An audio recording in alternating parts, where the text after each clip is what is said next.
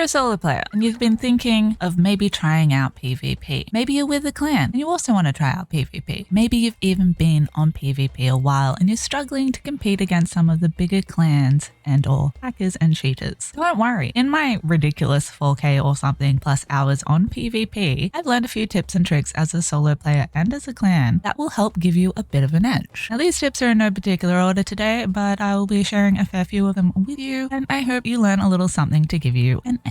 First of all, let's talk bases. This type of base is fine for single player PvE, but building materials are super important as a single player shit's a grind. Now it's tempting to go from sandstone to tier 3 because if you've played PvP before, that's just how it used to be. The sandstone, like to be honest, I barely build out of sandstone at all, and I usually just jump straight to tier 3 from my shack. With the cost compared to that, which we don't use either, but use this one, much cheaper compared to the price of that, and that's also cheaper considering it's the same HP, and this is what all DLCs are made out of. Also, we have 7k, 10k. It's okay. That's like a bomb. We've got 100k for a foundation, but 70k. Like that's much better, but still, there's only a few bombs, and these are exactly the same. But then we come over to 75k and 52.5. You can build a very layered base, or what I like to call a clusterfuck base, much cheaper than you can out of tier 3, and you know, bombs and storms are going to get into your base regardless, so you just want to make it a bit harder. And that brings me to my next tip of not building like this. You don't want to have all of your things all in the same room, because I blow in through one door, look, this door's gone. I'm in here. Oh shit, all your stuff. Oh, it's in benches. I can just take it all. Put your stuff in boxes, lock the boxes, as I mentioned in my other tips and tricks video. But a rule that I live by on PvP is layers save lives. Either be super hid and people don't find you, which can be hard with these big ass benches, but you want to try and build everything compartmentalized.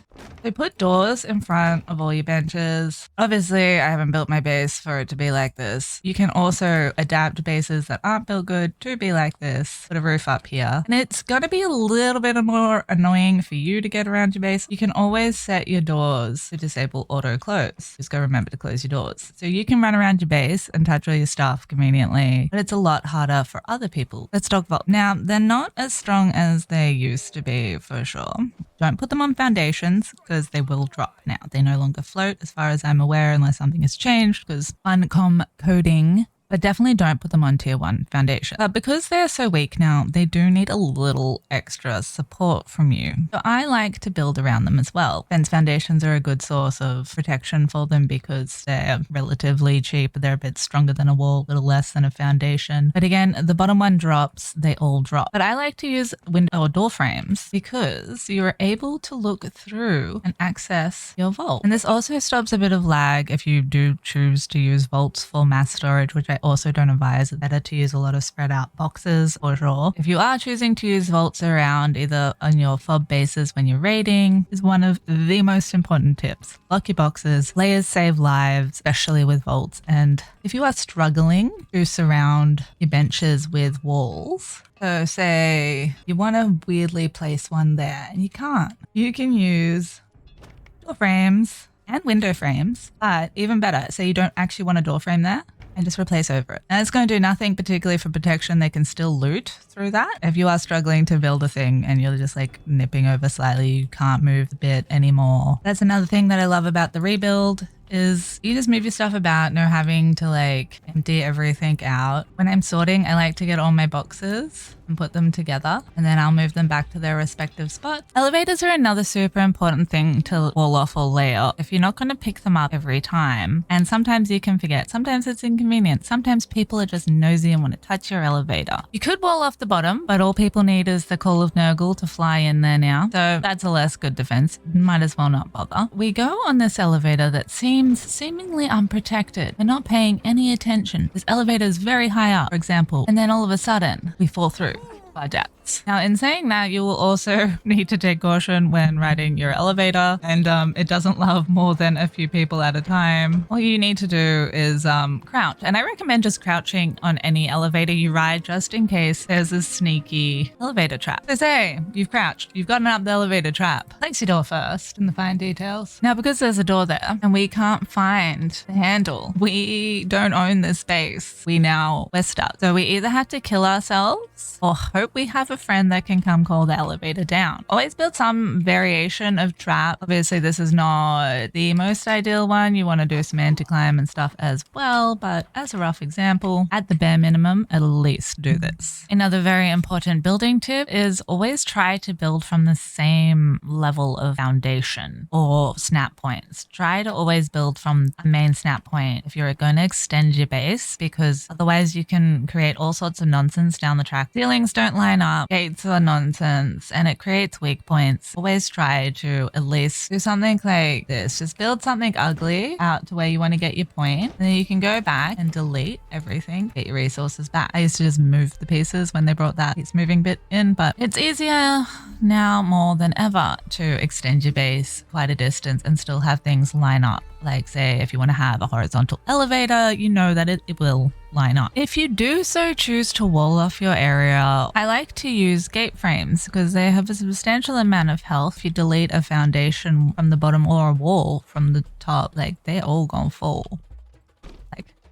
It's silly. So a hole is a hole essentially, and it's easier to fill this hole than it is a bunch of walls. It's one thing and a gate. I also do recommend putting fence foundations lining, because if I delete that and I delete that, well, that happened. So we want to line that to give it a little bit of extra strength. And now gates can be a piece of poo to place sometimes. That is what it is. Now drawbridges definitely nerfed somewhat compared to what they used to be. A lot less health, but I do recommend filling at least one layer of your gate. Another fun thing about gates is they're quite easy to layer with the ability to then do this. If you don't put a roof, people can place bombs down between. No, there we go. Place a roof, and then you can place also foundations if you wish. Put some spikies. If you've got archers, you want to use crenulated spikes. They also can't be walked upon like this. You will fall through them. But one of the best parts about using the drawbridge is, have you ever noticed, especially on a laggy server, that running up hot on a base, you can see everything inside? Now, I haven't left render distance, so this is a terrible example, but the gate frames actually spawn in like the benches, and they will block most of the visibility, so someone can't run straight up on your pillar base and see exactly where to blow in. But not only are they a bit of a damage sponge for things like trebuchets, they're easy to sit there, repair, they're easy to replace. Fill these ones with gates. No one won't let me put one there because the elevator's there at the moment, but you get the point. Now, it's not the most bestest layering, but it's what we've got at the moment. If you have better techniques, I'd love to hear them. This is something that I've been using even when you could foundation stack, because it's just super cheap, and like put more gate frames because we could stack them closer together. Super easy to defend a wheel of pain or a little grinding shack. Now, building all those layers is going to be wildly cheap, so knowing how to farm efficiently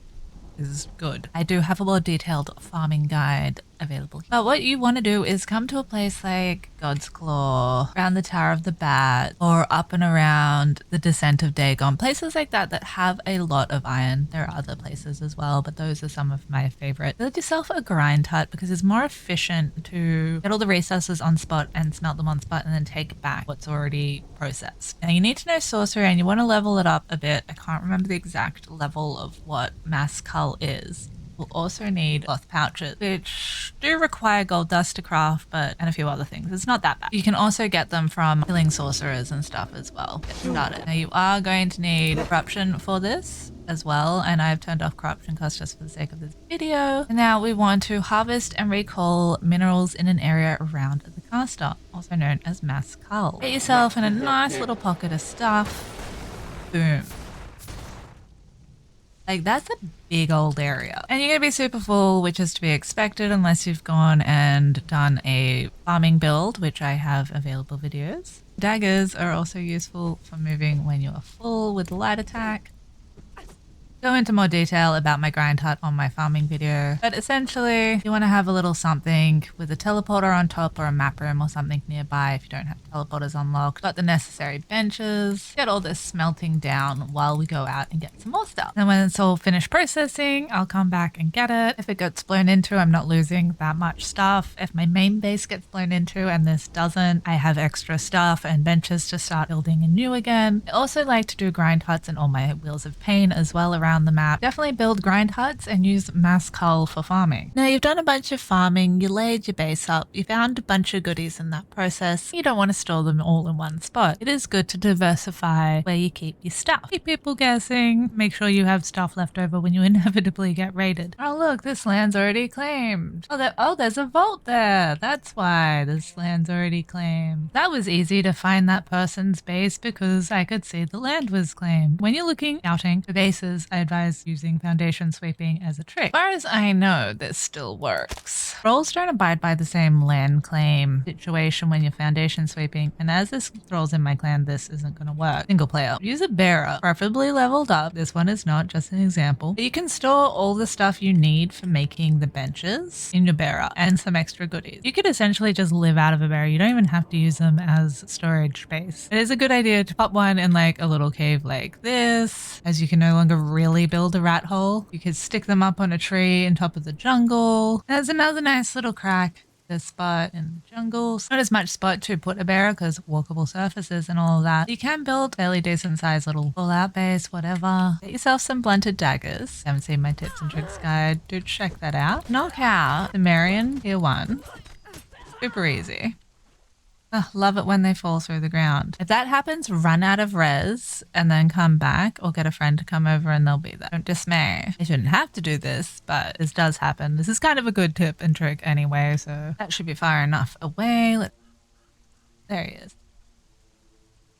You can teleport with thralls on chains. So as well as buying iced tea, you can also go to the Scorpion dungeon, which is right near here as well in the Jawbone. Got a video guide on that. Get yourself the Scorpion Ward. Dope looking shield. Gives +3 heat resist. You're going to stay nice and cool in the volcano as long as you've got that equipped. To get to the volcano, you don't want to come here and buy some spicy pork. Make your way down to the southern aqueduct. You'll find this dude. He's not too hard to kill. Even with a shitty weapon, I have a good weapon. Want to learn how to make that weapon? If you don't know, also check out my guide. And you get this sword, which gives a little bit of frost resist. It used to give more, but hey. Now, one of the first things you'll be doing is running along Noob River as any journey on the exiled lands begin. Keep an eye out for these one skull dudes. They're littered all about the place. Shields encumbrance armor, which when you're starting out is super handy. And that's going to give you some free armor, which is really nice. There's other spots with these guys as well. Killing Sumerians will also yield some decent armor from medium to heavy. That's how I armored this guy. But a place that's slightly easier than Samaria to get armor, and I advise probably coming here first. The Pagoda of Boundless Lust in the jungle. You want to kill these guys and they can drop Lemurian armor, which you can then fix if you do the Witch Queen Palace, which is right near here. Very good armor to make as well because it's quite cheap and it gives all strength. But this will definitely get you going places. Crafted with a thrall, that's obviously going to be a lot better. There's a couple of campfires there and another one over there. They have a chance to pretty much spawn any named crafting thrall. And also down here we'll have an armor or a cook. Carpenter spawn here always. A couple of dancers and some cooks as well. We've got a sorcerer. And there's usually a scroll page. It's a good place to come and get nice starting armor. And to grind thralls. It's quite an underrated place for grinding named crafting thralls for sure. Fighters are no good, particularly unless you get one to get something else. But at that point, just buy a fighter at Booty Bay. Now, while you're waiting for your grind hut things to smelt, you've built near God's Call like I have. There's these towers that have Nordheimers at them. That's much easier than places like New Asgard. And they also drop steel and Nordheimer armor. If you're getting going, get some Nordheimer armor, then go kill some Sumerians and get their armor. Build your way up. So I recommend Lemurian armor still. Now that this doesn't give you cold resist, they are still a nice source of steel and hide. You can then take back to your grind hut and smelt as well. Tops of these towers have boxes in them, but they're super not worth it unless you're playing on Savage Wilds, and then these towers are actually kind of cool to go into. I wish Savage Wilds was an official map. Climb up here and you'll find nonsense boxes. Not worth the climb for just that. They should have something else cool up here. Just saying. If you want a lot of gold, finding the boxes in the jungle and around the unnamed city and in some of the dungeons and stuff, then a right source of it. You want to come to the volcano with the least tier 2 harvesting. Get your mass cull out.